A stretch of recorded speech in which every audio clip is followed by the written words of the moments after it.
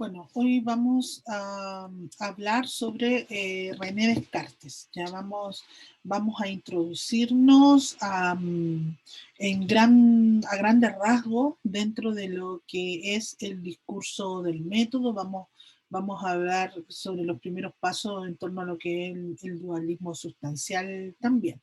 ¿Ya? ¿Qué podemos conocer de Descartes nosotros? Lo primero es que él se llama René Descartes, o Descartes, como le dicen también, eh, por la pronunciación del apellido, evidentemente. Él nació en 1596, muere en 1650 de una pulmonía, que más adelante también vamos a detallarlo, y que también en el video que pudieron ver, eh, pudieron escuchar más o menos cómo fue su muerte. Él nació en Francia, fue un físico, matemático y filósofo francés. Desde muy pequeño, estamos hablando de alrededor de la edad de 8 años, fue educado en lo que fue el colegio jesuita de La Fleché. ¿Ya? A él le debemos evidentemente todo lo que es la primera explicación sistemática de las relaciones entre lo que es la mente y el cuerpo.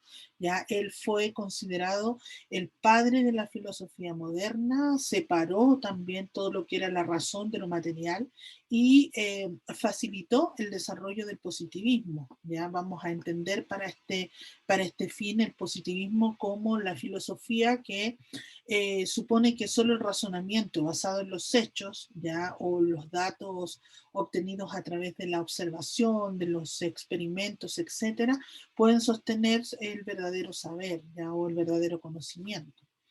Se destacó por su decisión de rechazar las verdades recibidas, ya de todo lo aprendido con anterioridad al planteamiento de este método y de sus métodos en realidad, y de combatir activamente también todo lo que son los prejuicios. ¿Ya?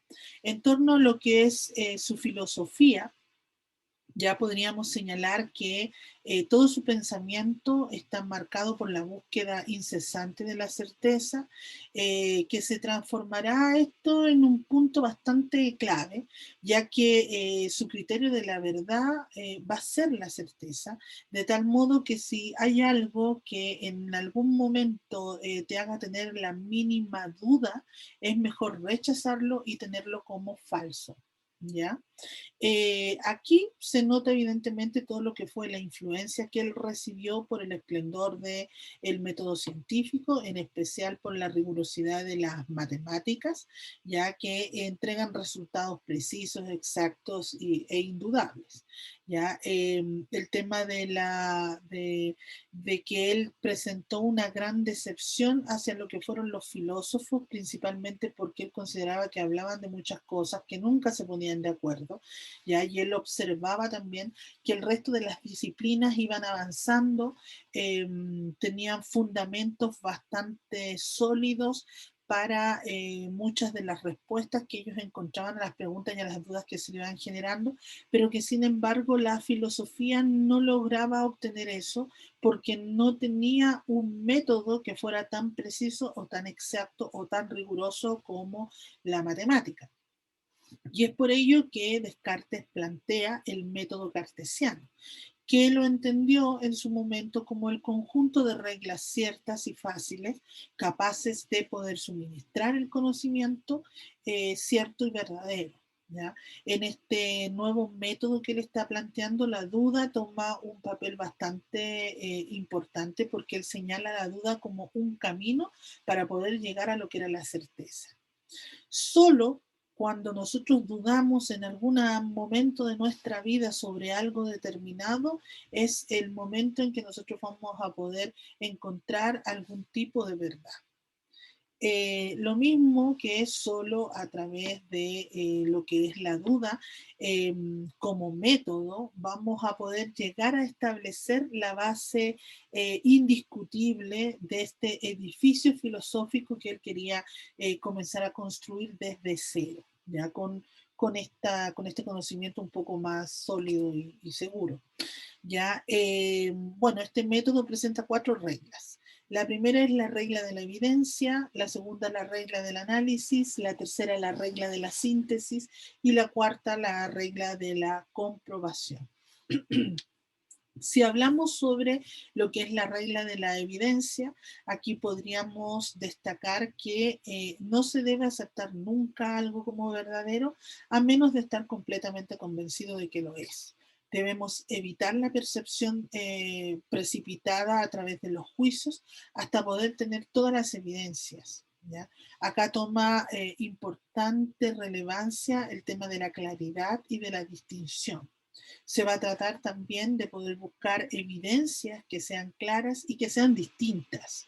¿Ya? Si nosotros nos vamos a la regla número 2, que es la regla del análisis, aquí podríamos señalar que se trata de poder dividir los problemas en tantas partes como pueda ser posible y necesario. Ya sobre todo dividir los problemas que sean más complejos, dividirlo y traspasarlo de lo complejo a lo más simple, dividirlo en tantas ideas básicas podamos hacerlo y cuantas veces sea necesario también hacerlo. La regla número 3 nos habla sobre la síntesis.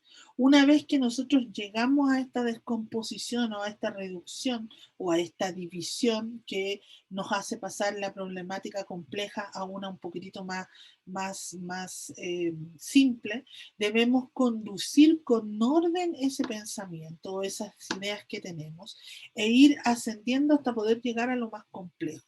¿Ya? Aquí vamos a tratar evidentemente de poder ir transformando la evidencia de lo simple, claro y distinto hasta lo más complejo por medio de cuidadosos pasos que son pasos evidentemente lógicos, son pasos más racionales, hasta que nosotros podamos conseguir y evidenciar lo complejo un poco más simple y lo más explicadamente posible.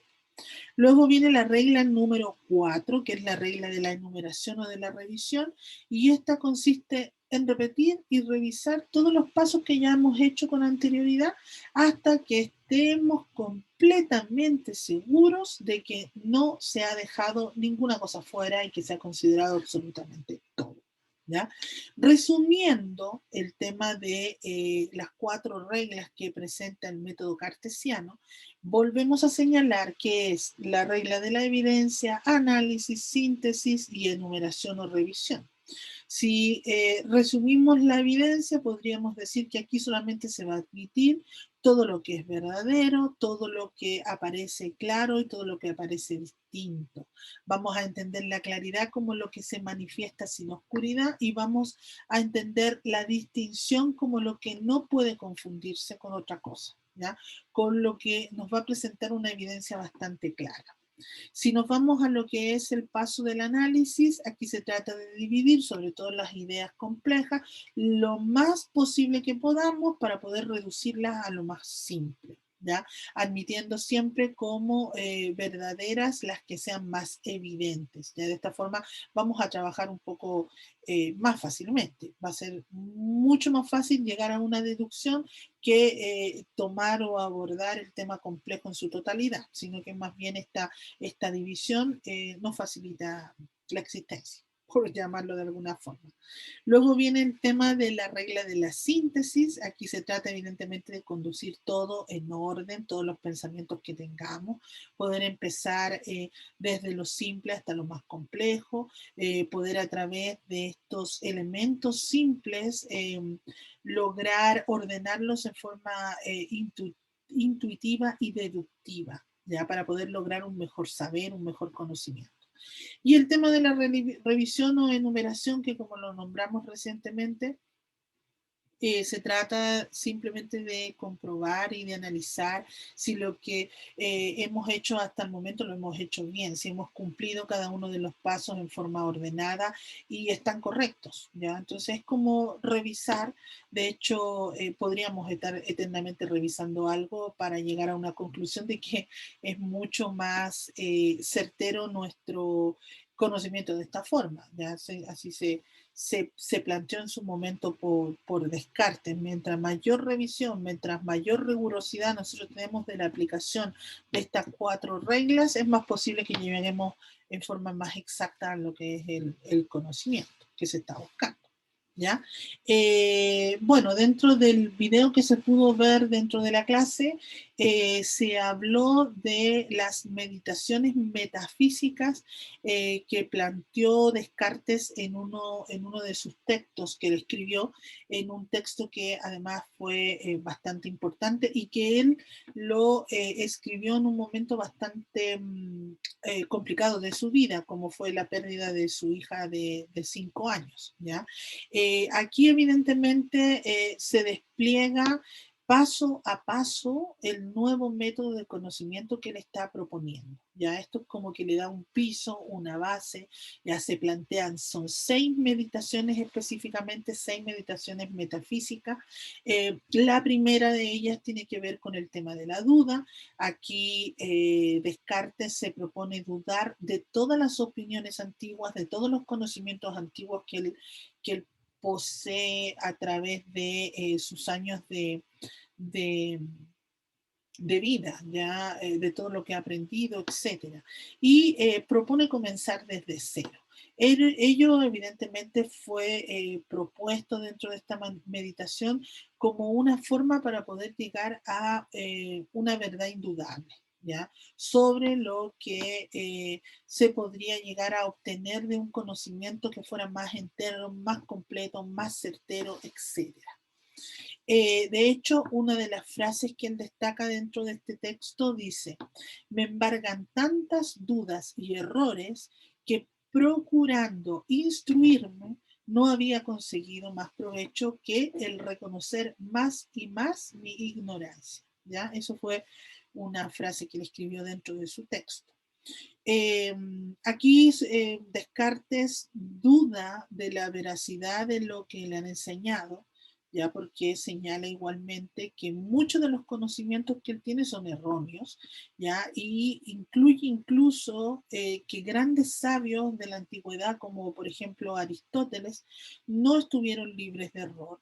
Por lo tanto, prefiere dejar de lado estos conocimientos y empezar a edificar este edificio filosófico que él quiere construir desde el principio. Con este objetivo ya en la mente de Descartes se aparta absolutamente de todo, se recluye en una habitación, se confina y solamente cree y confía en lo que es su pensamiento. ¿Ya? El resultado de esta primera meditación es un poco catastrófico, ya que él no encontró ninguna verdad que no fuera indudable. De hecho, comenzó o planteó el comienzo de comenzar a dudar de alguna forma de los conocimientos que él podía adquirir, observar a través de lo que eran sus sentidos, ya que muchas veces él sintió que no eran de fiar, que lo habían engañado más de una vez.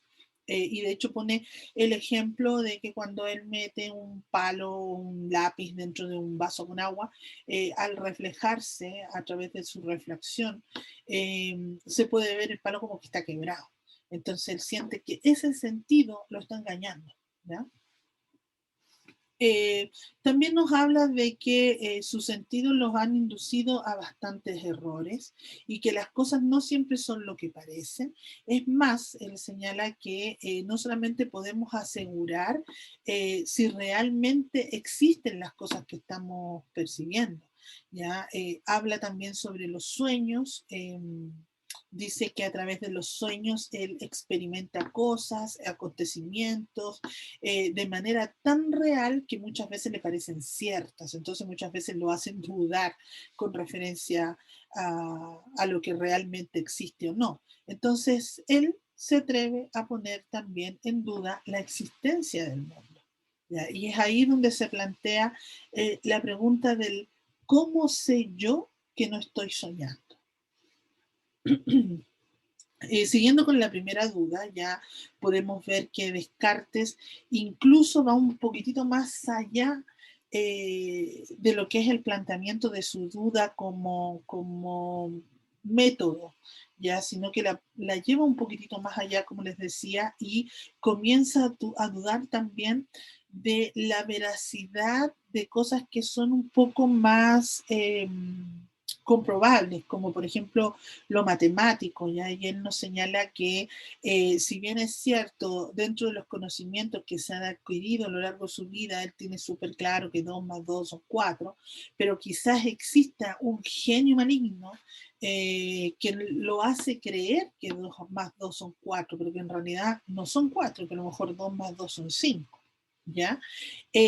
También nos señala, como les decía recién, o nos lleva, mejor dicho, desde esta duda como un método y por el extremo o por la eh, por el gran hecho de llevar como, de sacar de los márgenes esta idea de la duda, nos hace plantear la duda ya como algo más hiperbólico, ya entendiendo que viene siendo una duda en que en algún momento la razón podría incluso equivocarse, incluso ante lo más evidente, ya porque él exagera muchísimo, lleva al extremo lo que es la duda. Aquí acaba evidentemente su primera meditación y al final él siente que no está seguro absolutamente de nada. Luego pasamos a lo que es la segunda meditación, que es el cogito. Eh, por mucho, y él nos señala que por mucho que exista un genio maligno, ¿ya? Que me puede llevar a creer que es cierto lo que yo he adquirido a través de mis conocimientos, nunca me va a poder engañar con respecto a mi duda. Es decir, si yo dudo, estoy seguro de que yo dudo. Nadie me va a poder engañar con eso. Pero además, si yo dudo es porque pienso. Y además, si yo pienso es porque existo. Es acá donde él nos presenta su famosa y célebre frase que dice, si pienso, existo. Es decir, cogito ergo sum. El yo existo se va a elegir como la verdad indudable. Va a ser el primer principio de esta nueva filosofía que nos está presentando Descartes.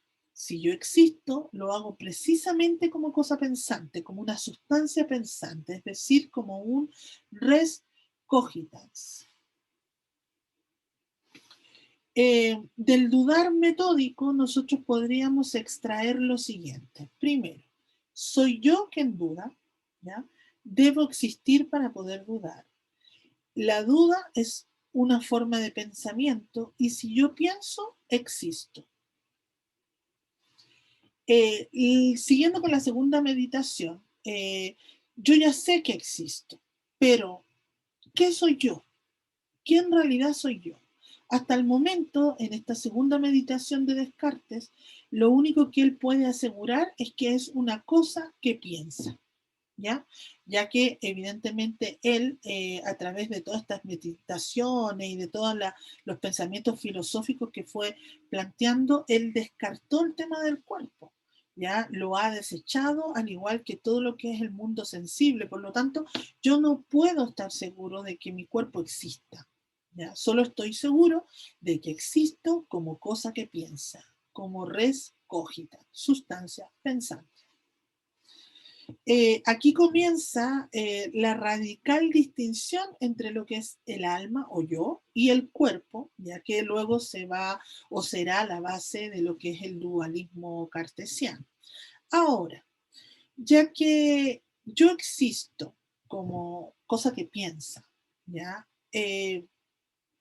¿Los demás existen también?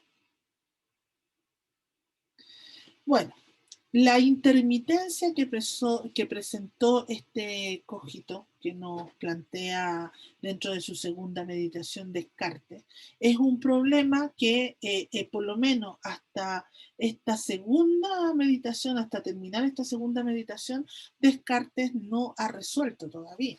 ¿Ya? Por lo tanto, se sigue trabajando, digamos, en eso. El cogito solamente va a existir cuando se piensa. Cuando no se piensa, no se sabe si se existe. Solo cuando Descartes demuestra a través de estas distintas meditaciones posteriores que realizó la existencia de Dios, es cuando ya puede afirmar que existe cuando piensa y cuando no piensa. ¿Por qué? Porque Dios que me está pensando es quien me sostiene o quien me lleva a tener esa existencia, solamente por el hecho de que Él me está pensando. En esta segunda meditación evidentemente ya se está descubriendo que yo existo, pero todavía no sé si existe algo fuera de mí. Por lo tanto, o por lo menos Descartes, debería seguir caminando solo, seguir avanzando dentro de este camino que él está proponiendo a través de sus meditaciones. Luego viene una tercera meditación, y esta tercera meditación tiene que ver o directa relación con lo que es Dios. Aquí Descartes mira dentro de sí mismo y encuentra tres tipos de ideas que propone. La primera de ellas son las ideas innatas, que son las ideas que nacieron de mí mismo, que vinieron conmigo. Luego vienen las ideas adventicias, que son las que vienen desde afuera. Y posteriormente las ideas facticias, que son las que yo invento o las que yo construyo por mí mismo, como por ejemplo el tema de los centauros, de las sirenas, etc. A partir de esto se va a desprender el primer argumento que nos presenta Descartes para poder demostrar la idea de la existencia de Dios. ¿Ya? Este primer argumento dice que si yo encuentro en mí la idea de un Dios perfecto, de un Dios infinito, y que esta idea no puede evidentemente provenir desde mí, alguien la tuvo que haber puesto en mí. No puede ser facticia, o sea, no la pude haber inventado yo. No la pude haber inventado yo absolutamente de ninguna forma porque yo soy una sustancia finita. Por lo tanto, en algún momento yo tengo súper claro de que yo no existí porque soy una sustancia finita. ¿Ya? Entonces, la idea de infinito solo la pudo haber puesto en mí una sustancia que sea infinita, es decir, Dios. Dios, por lo tanto, es la idea del infinito que yo encuentro en mí. ¿Ya? Esto viene siendo, y de hecho lo dicen varios autores sobre esto, es como la firma que puede poner un artista en una de sus obras para que sepan quién la hizo. Entonces, yo no puedo pensar que existe algo infinito por mí mismo, porque a mí se me ocurrió, porque yo lo inventé, porque yo soy finito. Yo soy un ente finito. Por lo tanto, para que eso pudiese ser algo que es infinito como Dios, me tuvo que haber creado. El segundo argumento que él nos plantea nos dice que yo no podría, o él específicamente, no podría existir si no existiera Dios. ¿Ya? Como soy una sustancia imperfecta, e infinita, o mejor dicho, finita, no me he creado yo a mí mismo, ¿ya? Y soy súper consciente de que yo no he existido todo el tiempo, no he estado siempre ahí porque soy finito. Y por lo tanto yo no puedo estar seguro de cuándo deje de existir tampoco, o de que si en algún momento existí fuera de lo que me está planteando en esta meditación Descartes. Si yo fuera Dios, si yo fuera perfecto, si yo fuera infinito, no tendría duda de mi existencia. Ya de mi conocimiento sería, porque mi conocimiento sería absolutamente perfecto. Por lo tanto, alguien debe haberme causado, debe haberme creado, debe haber puesto en mí esa idea de infinito. Dios es, por tanto, no solamente la causa de esta idea de infinito que yo tengo en mí, sino que además es quien me encausó, es quien me creó. Y esa es la única explicación de que yo exista.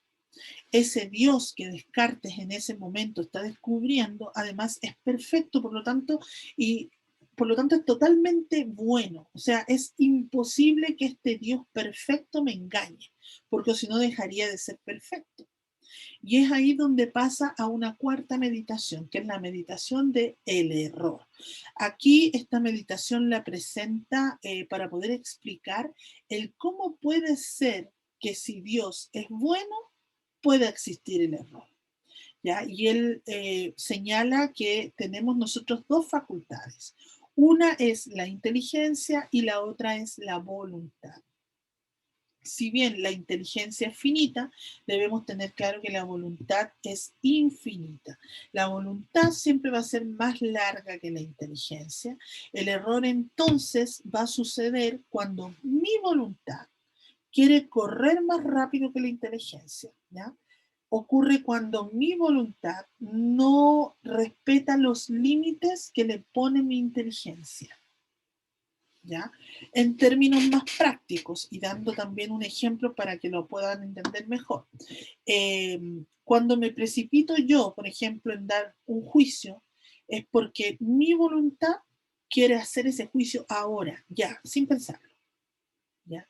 Si yo veo también a lo lejos una persona que viene y yo creo que es el Yerko, la Ruth, el Carlos, la Camila, la Madeline, si yo creo que son ellos, si yo no logro controlar o retener mi voluntad, yo, aunque no esté seguro que sea, yo voy a saludar. Y a lo mejor voy a pasar un bochorno porque a lo mejor no es. Cuando se acerque y me dé cuenta que no es, y él va a decir, pero si yo ni siquiera lo conozco.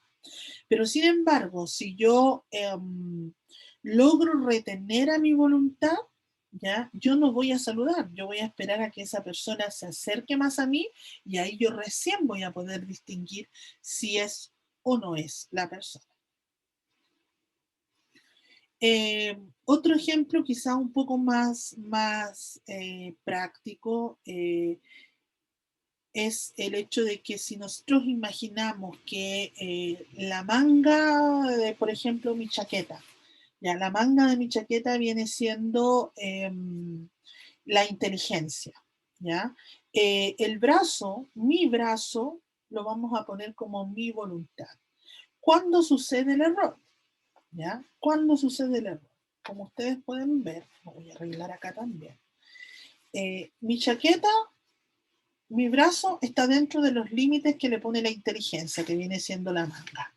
Pero si yo en algún momento eh, hago esto de querer cometer este error, ¿ya? O no respeto los límites que me está poniendo mi inteligencia y como voluntad me quiero mandar sola, pues a lo mejor voy a estirar el brazo y mi brazo ya va a salirse de los límites que me puso la inteligencia. Entonces ahí ya sucede un problema.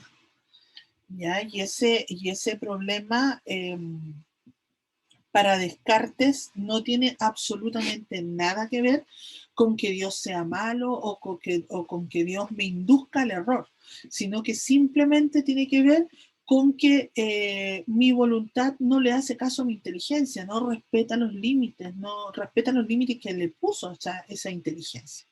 Además, también nos señala Descartes que si esto llega a ocurrir en algún momento, como Dios es perfecto y es bueno y no va a querer que yo cometa errores, le permitió a él poder plantear todo lo que son estas 4 reglas de su método cartesiano.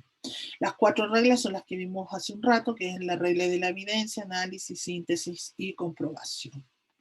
La quinta meditación habla sobre lo que es el argumento ontológico.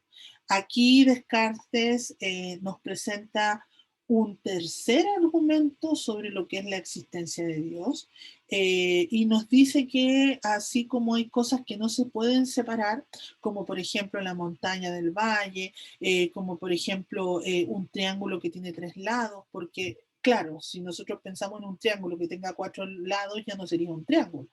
Y entonces no se puede despegar esa idea. Entonces, él nos dice que la idea de Dios se explica necesariamente su existencia a través de que existe. O sea, no puede ser Dios ser algo perfecto, ser sumamente perfecto y no existir. Sería como absurdo, sería totalmente ilógico, lo haría imperfecto. Entonces no se puede desprender esa perfección de Dios con la existencia. Por lo tanto, Dios existe. Ante esta lógica, no se puede presentar a Dios como inexistente, porque si no pasaría, como les decía recién, a ser imperfecto y Dios no es imperfecto. ¿Ya? A la esencia de un ser sumamente perfecto le va a competir absolutamente todo lo que son las perfecciones y por ende también se le asocia inevitablemente la existencia. Y este Dios, como es perfecto, no puede ser engañador, por tanto es bueno. De esta forma, lo que hizo Descartes fue eliminar todo lo que eran las hipótesis que él tenía sobre este genio maligno que lo engañaba y pudo recuperar la confianza en todo lo que fueron las verdades matemáticas. Ahora sí, él podía estar completamente seguro de que 2 más 2 eran 4, ya que Dios que existe no lo iba a engañar. Y ahora que él sabe que Dios existe y que no lo puede engañar, ya puede fiarse de los conocimientos que él tenía. Y es así como Dios se vuelve la garantía de sus conocimientos. Luego viene su sexta meditación, sexta y última meditación, que nos habla sobre lo que es la recuperación del mundo sensible. Como ya Descartes ha demostrado que Dios existe y que no es engañador, que no es malo, que es bueno, él ya puede confiar en todos los datos que él tenía, en toda la información que él tenía, ya puede volver a confiar también en todo lo que son sus sentidos, siempre y cuando él sepa aplicar lo que es un método, el método que planteó, que es el método cartesiano, con estas 4 reglas que vimos antes. ¿No? Porque para él, y esto se presenta como tan evidente después de esto, el hecho de que sería algo sumamente contrario a lo que es la bondad divina que pueda tener Dios, eh, este Dios que Él nos está presentando como bueno, no engañador y muy, muy perfecto, sería como fuera o contrario a lo que es la verdad divina, que las ideas que Él estaba percibiendo en ese momento no pertenecieran a un mundo exterior, a algo que estuviera también fuera de Él mismo. ¿Ya? Entonces, evidentemente eso sí podía aceptarse ya a través de las meditaciones y de la evolución de las meditaciones que fue presentando. Como él ya estaba seguro de que Dios no lo iba a engañar, dudar evidentemente de lo que era la existencia del mundo externo y la existencia de su cuerpo era totalmente exagerado. Y aunque tenga que ir con mucho cuidado también para no necesariamente tener que hacer prejuicios sobre alguna situación puntual, él tenía que tener mucho cuidado también con el tema de no precipitarse. Eh, en lo esencial, él ya podía afirmar de que ya podía confiar en que sí existían cuerpos, de que la naturaleza era perfecta porque la naturaleza también era Dios. Ahora, ¿de dónde sacó Descartes que la naturaleza es lo mismo que Dios? No hay ninguna respuesta certera con referencia a eso. Por lo tanto, si alguno de ustedes quiere buscar o quiere conocer un poquitito más sobre esto y tiene alguna respuesta lógica para entregar en clases, no hay ningún problema que en la próxima clase lo haga. ¿Ya? Después de todas estas meditaciones que hizo evidentemente Descartes, debemos destacar que sobre todo en la última, por lo menos que nos presentó, lo más importante no es ver de cierta forma que aunque los sentidos lo hayan engañado en algún momento, lo hayan llevado a cometer errores, esto no era algo que sucedía siempre, no era algo común. Además, él dispone de este método y a través de este método, evidentemente, él va a poder evitar todo lo que son estos errores. Y así, al final de estas 6 meditaciones, como lo hablamos anteriormente, hemos obtenido 3 sustancias. Y estas 3 sustancias son, primero, la res cogitans, que soy yo, ¿ya? La sustancia pensante finita, la primera verdad, la existencia del yo. La res infinita, que es Dios, la sustancia infinita, que no necesita, digamos que, invalidar su propia existencia, porque Él es perfecto, es infinito, existe desde ya, pero sí invalida lo que es la presencia o la existencia de este genio maligno que en algún momento nos mencionó Descartes. Por lo tanto, él, al saber que existe Dios, eso avala y garantiza lo que es la obtención de la verdad a través de su método del conocimiento matemático, ya podía creer también en todo lo que era los conocimientos que él había adquirido a lo largo de su vida. Y la última es la res extensa, que viene siendo todo lo que es la realidad material. ¿Ya? Y esa sería la clase de hoy, me parece que sí, exacto. ¿Ya? Nos vemos entonces el día martes.